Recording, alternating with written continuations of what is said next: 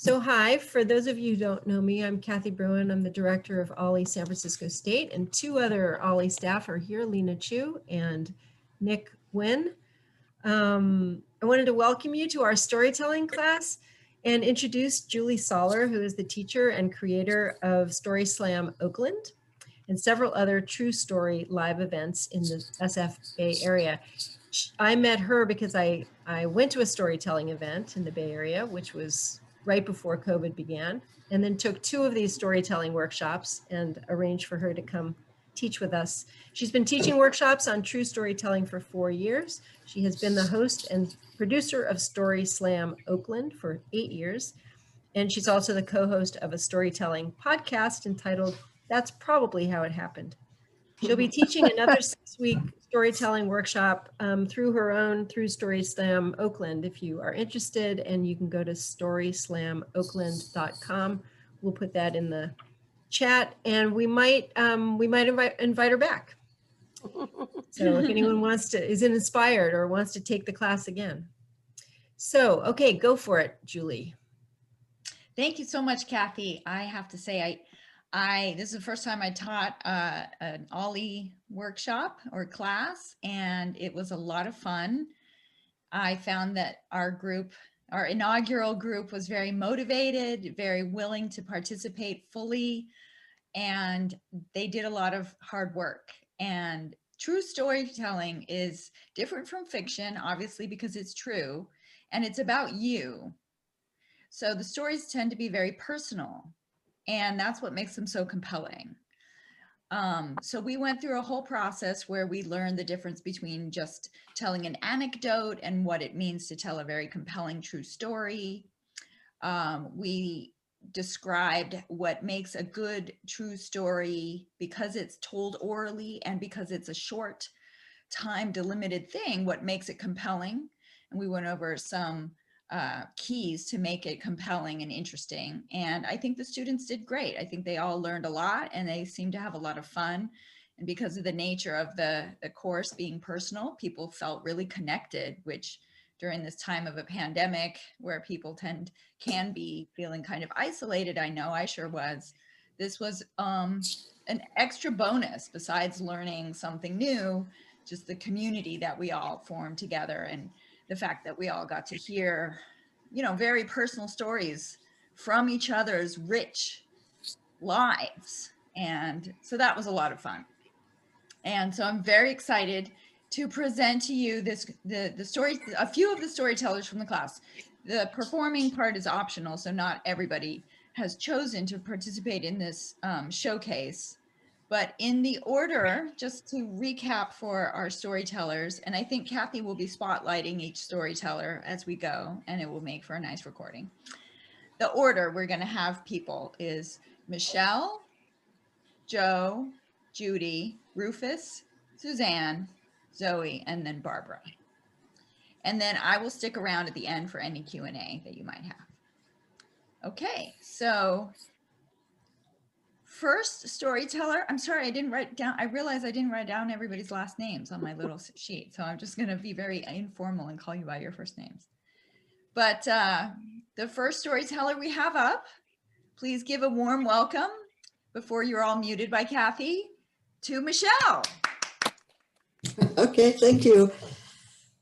I'm unmuted. Well, I landed in New York some years ago, quite a few years ago, as I was escaping my dysfunctional family. So I thought I would put a lot of mileage between them and me. Eventually I found a job, a fairly good job, at the Berlitz School of Language in Rockefeller Center. Rockefeller Center, the center of the world. And there I was.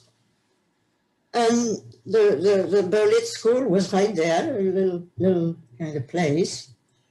And what was cool about that method, I think it was pretty revolutionary, is that you started speaking immediately in what they call the target language, which for me was French. Because, you started with very kind of simple type of conversation, like This is a pen. What is it? My name is Michele. What is your name? Etc. So you could fairly quickly have some kind of very basic conversation. In any event, one day they said to us that Yoko Ono was going to be in what they call total immersion, which meant that for 5 or 6 hours, they would be at the school speaking French in this case, with different teachers, of course.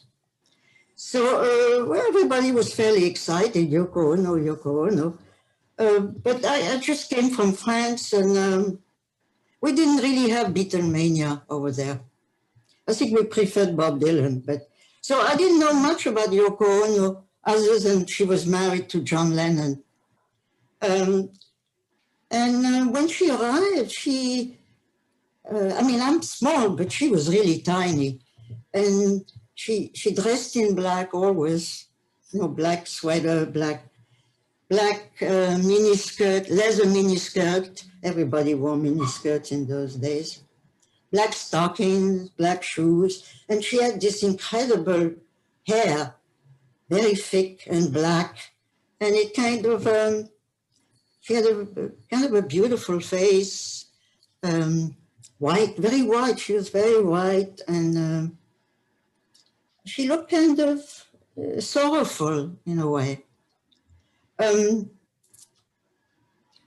when she always seemed to be, she's very unassuming. And she looked like she took up too much space. And to me, she seemed more like a girlfriend in need of protection than a big star. In any event, we proceeded with the lessons, and she was very gifted. We had some good conversations, mainly in English, actually, during lunchtime. We were not supposed to, but that's how we got to know each other a bit better. And she confided in me and some very kind of personal things. Like she told me once that John Lennon, he had left at that time with his secretary, I believe, yeah. And she told me that John Lennon had castrated her creatively. And the verb castrated kind of took me back because, after all, she was a woman. And that term was mainly used by male artists who accuse women of castrated them creatively or otherwise.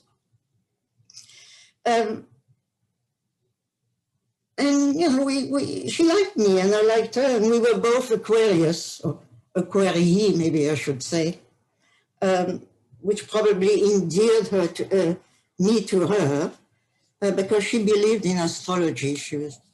She wanted to read my chart. She never did, but that's fine. So one day after lunch, we were coming back. We were talking and having, I'm sure, some kind of interesting conversation. And suddenly I saw two girls in miniskirts too, screaming like for bloody murder, Yoko, Yoko, Yoko. And I got scared. So I said to Yoko, come on, let's run. But Yoko didn't run. She just stayed there. And the girls were coming at a great speed.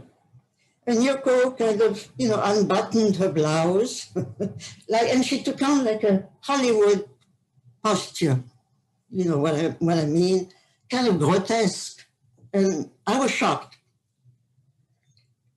I was not only shocked, I felt annihilated. Like suddenly these two silly girls had taken on her whole world, her whole attention. And I felt I was deeply shocked, even repelled by what she was doing. And so I was so shocked that I don't even remember what happened afterwards. I just know that after the 10 weeks, mandatory 10 weeks, she invited me to place in the Dakota, a famous New York building where a lot of stars lived. Leonard Bernstein in particular, Lauren Bacall lives there. It must have been weird when they met in the elevator. And so she invited me, but I didn't go.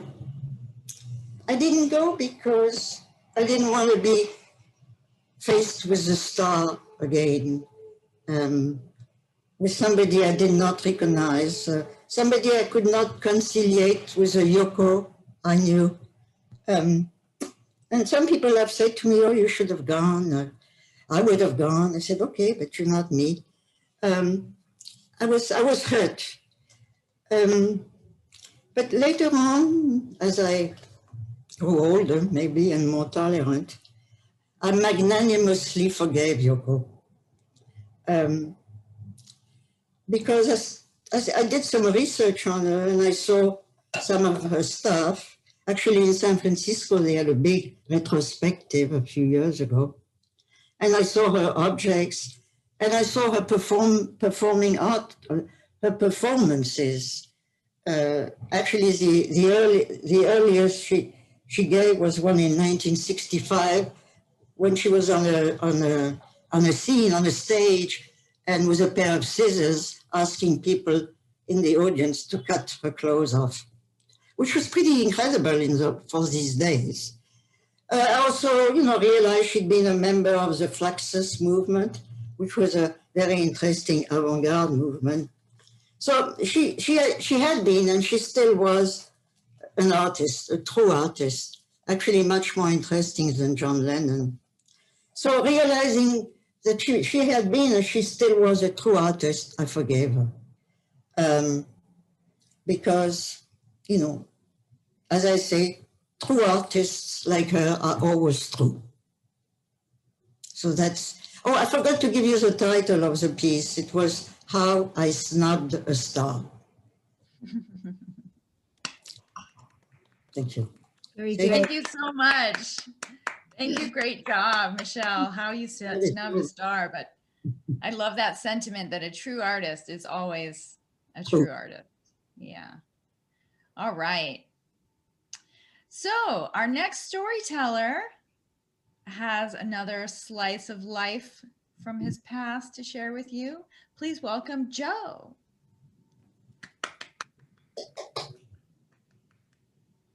You're muted, Joe.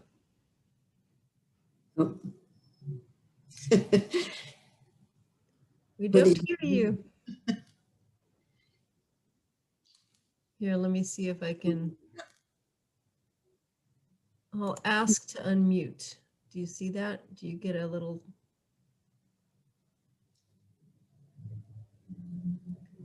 We don't hear you. Joe, we can't hear you. You're on mute. I wonder if it's the earplugs. It could be his. Yeah, it could be that. Okay. Joe, should we go to a different one while you get set up? Maybe we should skip to the next person while Joe gets set up, since he has a black screen. Okay. So let's come back to Joe, technical difficulties, and let's go to Judy. Judy for our next storyteller. Okay. I think I'm unmuted. Yeah. I also know that my neighbor seems to be pounding on something or another. So, so you might hear pounding in the background. I do. Name of my story is The Right Note. When I was 10, my parents bought a piano and decided that I should take lessons. So every week I would gather at my music and take the streetcar to May Lemke's house. It was about a 25-minute ride. It was delightful. And Mrs. Lemke taught me how to read music and introduced me to the great classics, etc. And it was a fairly good experience. At the end of every year, Mrs. Lemke held a recital, and all of her students were expected to play. It was a recital on a Saturday afternoon, So you'd find one Saturday afternoon in May, there would be 12 to 14 of us, sort of preteens, early adolescents, squeezed together on the sofa, on the big chairs. We were really a lot of touching, a lot of smiling, a lot of giggling. And then one by one, we would get up and play the pieces we had been working on. At the end of the recital, and before she served us cookies and juice, Mrs. Lemke gave out 3 prizes. There were now 12 or 14 students, but she gave out only 3 prizes. One was for performance, one was for progress, and one was for effort. I always won the prize for effort. Apparently, I practiced more than most people and made less progress than most people. It was a trifle humiliating. At the end of 3 years, when I was ready to go to high school, I quit. And I told my parents I was through, and they agreed. You have 3 years of these prizes, which were plaster of Paris busts of the great composers, little 4-inch busts, and 3 years of prizes for effort.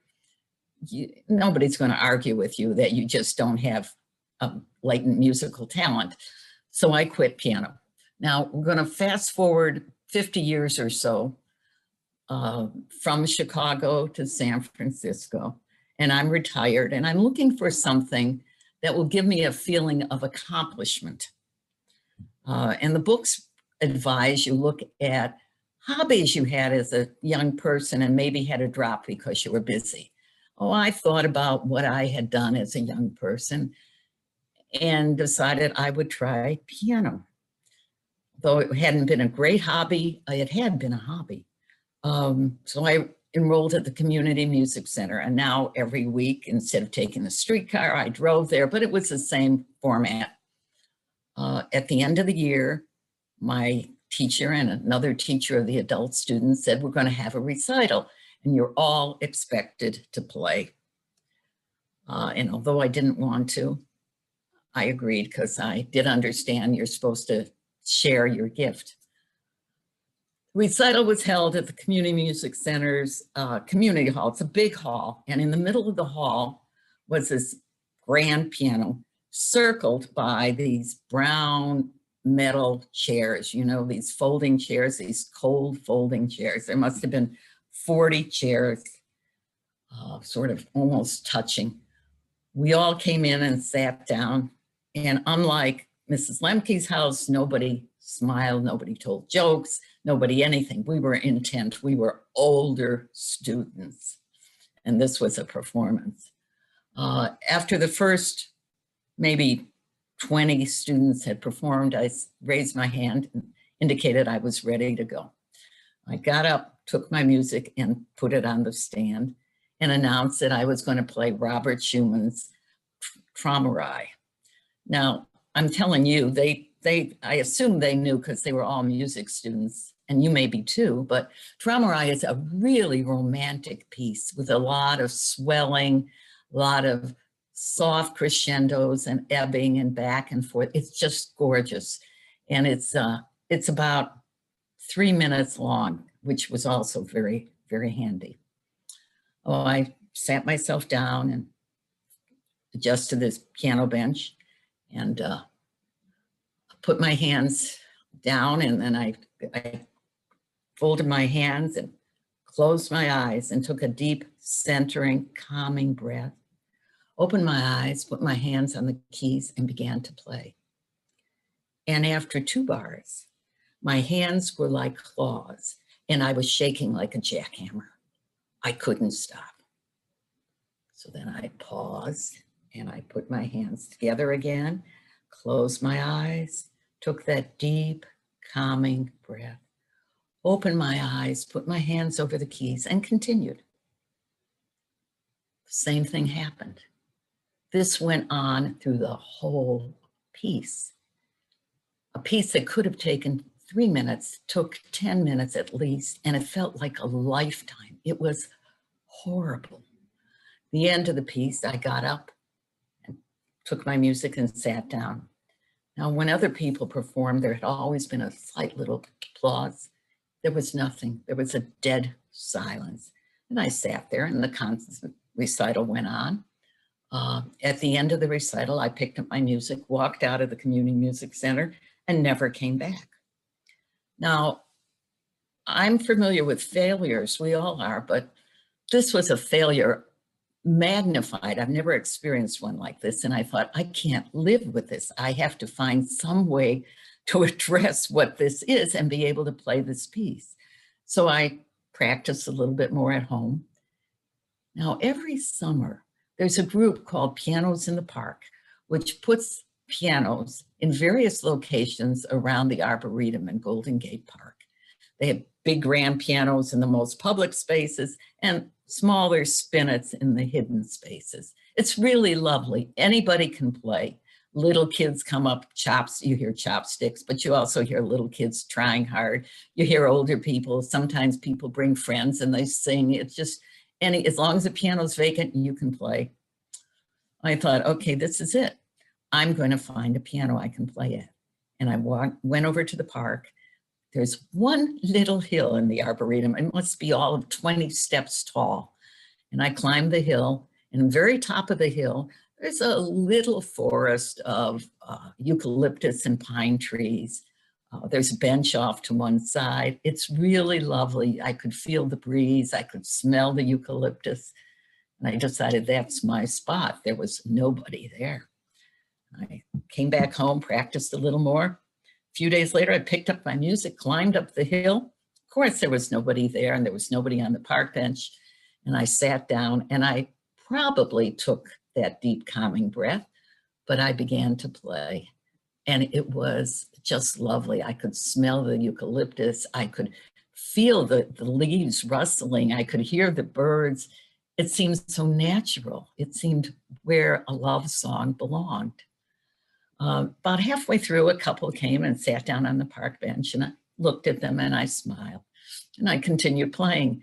And when I was through, I decided it was so lovely, I was going to play it again. So I went through the whole thing all over again, picked up, all over. I'm through. I get up, I gather my music. They start applauding. They said, that was really beautiful. Thank you. What was it? And I told them it was Traumerei by Schumann. And thank you very much. I really loved playing it for you. And then I picked up my music and went down the hill. And I knew that if Mrs. Lemke had been there, I would have won the prize for performance. But that didn't matter because I won the prize for me and for the music, and I made it my own. That's it. Thank you, Judy. Thank you. Thank you. Yeah, that's a great way to share your gift of storytelling as well as music. Thank you so much. You're welcome. Kathy, put the spotlight back on me. Okay, hang on. Spotlight. Okay, there you are. All right. Wonderful. Okay. Wondering if Joe is ready. If I'm he here. is, okay, great. Fabulous. Little technical glitch, but I think we're back. Yeah. Okay, terrific. Thanks. All right. So wonderful. Let's go to you now and right. welcome Joe. Thank you, Julie. Thank you, Kathy, and thank you, classmates, for an invigorating experience. True stories told live is different and unique for me. It's late July 1969. I'm standing on Ponte Vecchio. It's a little bridge over the Arno River in Florence, lined on both sides with jewelry stores. In one hand, I'm holding Europe on $5 a Day, Arthur Fromer's Bible of early travelers in the 60s. And on the other hand, I'm holding a beautiful emerald necklace with matching earrings. And I had been to the jewelry store where this piece had been for sale 3 times in the last 2 days, and finally overcame all of my inhibitions about spending far too much money on a piece and purchased it. I just spent $400, which was more than I had left to carry me for the next 6 weeks in Europe. But there was something about this piece, this set, that drew me to it. And I didn't have someone in mind as I enjoyed it, looked at it, watched it, touched it. It was just a piece of a set that really drew itself to me. And so against some logic, I purchased it. So I'm standing there with the book in one hand, the jewelry in another hand, wondering, okay, I've got to take another overnight train ride to avoid a hotel room charge. So I got down to the train station in Florence and took an overnight train to Lignano Sabbiadoro. It didn't matter to me where, it was just overnight. I wouldn't have to pay for a hotel room. So when I got to the little town of Lignano Sabbiadoro, a small place along the Adriatic, I tumbled out of the train, as did many other American travelers. So this was the week after Neil Armstrong had walked on the moon. So Americans were kind of high regard at that point.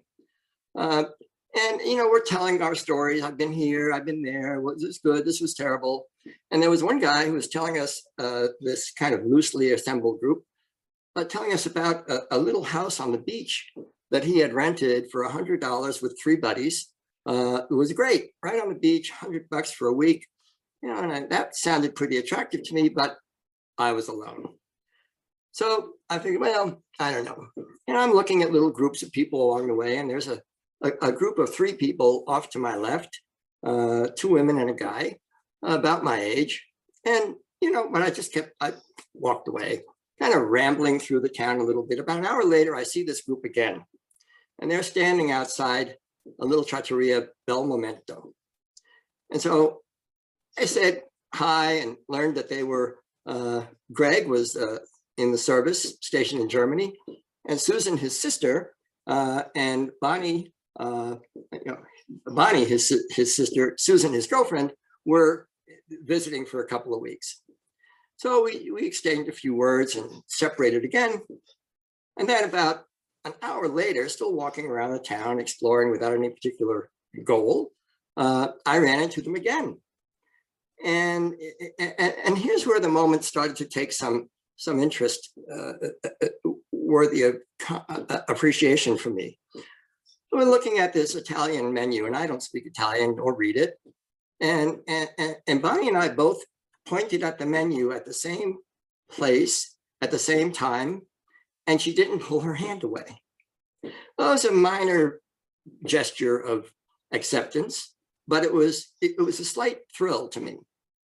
So I laughed. This was the second time we had met randomly, and I said, look, we can avoid relying on chance to meet. We could just walk together for a little while. And so as we're walking together, me and Bonnie and Greg and Susan, we find our way heading back to the town center. And we talk about, well, where are we going to stay? What are you going to do? Where are you guys going? And we started talking about this beach house for $100 for a week. And so about 2 hours after I had met them, we find ourselves renting this house on the beach for $100. That's a 2-bedroom house. And, I hadn't been to the point of discussing arrangements, but as we walked into this small house, Bonnie glanced at me, and I'm sure she saw the word yes flashing on my forehead. And she then said to the others, Joe and I will be in bedroom number 1. The week was kind of fanciful and fantastic in many ways. We were full of comings and goings and shopping and sunning and swimming. But the last night created a really amazingly indelible moment for me. While during the week I had imagined Bonnie wearing this jewelry, I had never mentioned it, hadn't even taken it out and looked at it. But that last night, she and I were sitting by the town fountain, and the town's lights were bright and dominating the air, and so much so that there was nothing outside the light and us that we experienced. It was almost like we were floating, suspended. And from that vantage, I actually felt like I was separate from myself, as I gave her the jewelry. And she accepted it and realized, you know, that this was part of my past. This was a memento of our together. And this was something that she would carry far into the future. As that moment was developing, all of a sudden, every light in the town, every town light went dark. And the night just rushed at us. We felt as if we were dropping from the suspended place. And we found ourselves sitting by the side of the fountain. And then in the next instant, we saw that the night had been slightly dissipated by the early dawn. And the sky was just starting to get light from the dawn. And it was at that moment, you know, we never said what we both knew, that whatever we had was never going to endure past this train station. But we did have that moment. And we did have that moment suspended together in time and space in the center of a small town on the Adriatic.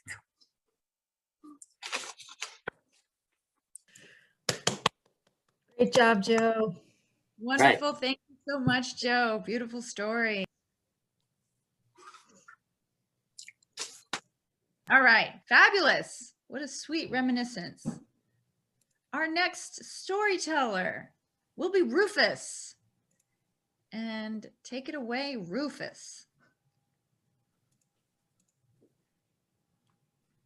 Okay. So in the process of developing this story, to tell you the truth, I've come to realize how weird I was as a 17-year-old, and that's okay. When I was 17, we had just moved to Columbus, Ohio, and I didn't know anybody, didn't know where to find work, didn't know what I was going to do with myself. My father got me a job, and the job was in the animal rooms of the Department of Pathology at Ohio State University. Okay, animal rooms. That's taking care of white mice, as it turned out. Now, the white mouse room was a terrible mess. Some of the cages had not been cleaned for weeks, maybe months. What should have been in the tray underneath each cage, a paper towel with a few mouse droppings on it, was thick. You couldn't see the paper towel anymore. And it was furry with mold. It was revolting. I now realize that most 17-year-olds would have seen that and said, this is not for me. I'm not going to do this, no matter what you pay me. Well, these were people my dad knew, and I thought, well, I better stay with this job. And there was something else that got me about it, and it was the very difficulty of the job. The fact that this was like, it was like the Augean stables, you know, that it's terribly dirty and you have to go in, you have to do it yourself. And I was the only person there. I was the only caretaker for the animals. And I plunged into it, and I plunged into it. At the end of the first day, I did go down to the office and I say, you know what? Those mouse cages are in such terrible shape. It's going to take a lot more than 40 hours a week for me to do the routine cleaning, feeding, watering, checking, helping Irv, the lab technician, with the experiments, and make headway against that mess. They said, you're right. So you're going to pay me for the extra work I do? They said, yes. So I started working 60, 70 hours a week. By the end of the summer, when classes were starting at the university and I was going to be going to class, I had cleaned up the cages. The horrific ammonia smell was gone. You could breathe freely there, and everything was shipshape. But I spent my whole summer doing that. Now that's weird, but it was such an enormous satisfaction to meet that challenge and to clean up that mess. So I dropped down to 20 to 30 hours a week, take classes, take care of the animals, go home, do my homework, repeat almost every day, because the animals have to be fed and watered every day of the week. We hired somebody else full-time. He started taking care of the mice. I dealt with a new room of rats, and things went on, the routine, until one day, the following summer, it's a Sunday afternoon, nobody in the building but me and Irv doing something with an entirely new group of animals, the monkeys. I didn't have anything to do with the monkeys. No training, no contact. I looked in once and twice, find out what was going on in there, but no, didn't do anything with them. So I was doing the routine care for my rats, and Irv came in and said, "Rufus, I got a problem here. A monkey has escaped, and I can't get her back in the cage." I look at him and say, "Yeah, Irv, but you know what? I don't know how to do anything about monkeys." He just looks at me, and I realize, well, okay, it's just him and me here, so I've got to help somehow. I don't know how. So I follow him to the monkey room. We go in, the door closes behind us.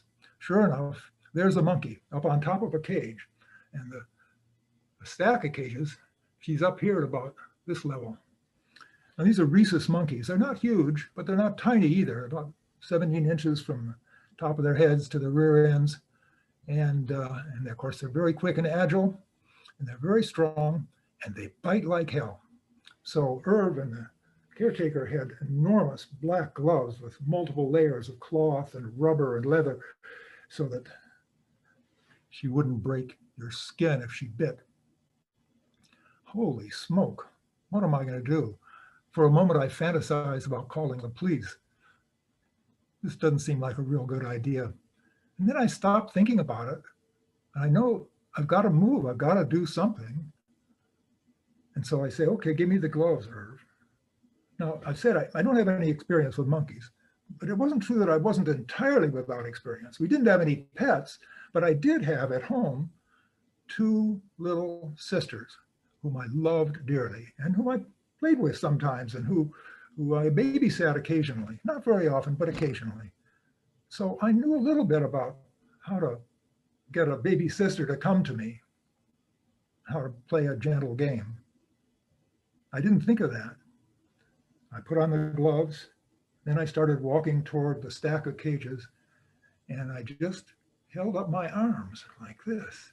And my thought was, I have to detach her wrist from the top of this cage and get her to go with me. And I do this pretty slowly, and I don't actually grab her wrist, I just touch it, and then, oh my goodness, she pulls her own paw out off a cage and takes hold of my finger. And then as I start to lift that hand up, she steps onto my other arm and steps right in against my shoulder. And there she is leaning on my shoulder. She's got one paw behind my back, and I'm cradling her there. And I want to burst out laughing with exhilaration, excitement. This incredible thing happened. Look, I can feel her warmth through my t-shirt, and she's looking around the room. Hey dudes, look what we have going on here. Pretty good, huh? And I can't believe it. After a few seconds, I walk slowly over to her cage, and I just sort of lean towards it. She walks right in. I gently close the door. There you are, Irv. Thanks, Roof. Glad to be a help anytime. Holy smoke. That could have been so different. She could have bit me, been off before I could have reacted. Instead, she taught me this great lesson. Somebody's in trouble, somebody's hurting, somebody's angry, somebody's afraid. Be calm, be gentle, be welcoming. Maybe things will turn out all right. Thanks, Ms. Monkey. You were good. Very good. Oh, great. Rufus, you worked so hard on that story and you changed it and it's so good. I think you could tell that story at the Moth if you got it down to 5 minutes. Definitely. That's a great, great story. All right. Yeah, he changed that between the last class we did and now. So awesome. I feel good as a teacher when that happens. All right, you guys, that's our showcase. You've heard 7 fabulous slices of life. People have worked hard to present to you. I hope you enjoyed it. And if it sounds like, hey, I've got a story I want to tell, then you will have a chance to. I think that Kathy is going to put up another one of these classes, hopefully, I guess, in the summer. And if you are anxious to learn more or maybe take another class, you can go to storyslamoakland.com. I'll put it in the chat. And there's some more information about upcoming workshops there, storyslamoakland.com. Oops, I sent that to Kathy instead of to everybody. There we go. Let me try that again. Storyslamoakland.com. Let's give one more round of applause to the storytellers. Thank you. Thank you so much, everybody. That was a lot of fun. You did a great job. I'm so proud of you. Oh, and I want to just shout out to Kathy. She was the class monitor and really helped things go smoothly in the class. So thank you so much for all your Good job, Kathy. Thank you, Kathy. Yes. Thanks, Julie. It was really fun. Thank you, Joe. That was great. That was a lot of fun. It's a good class. Yes, it really was. Thank you, everyone. That Thank was you so for much fun. leaving the comments. Thank you, Lena. That's such a nice thing to say. Yeah. Thank you all. Have a great weekend. All right. You too. Thanks all. Bye, guys. Bye. Bye. Bye. Take care. Bye.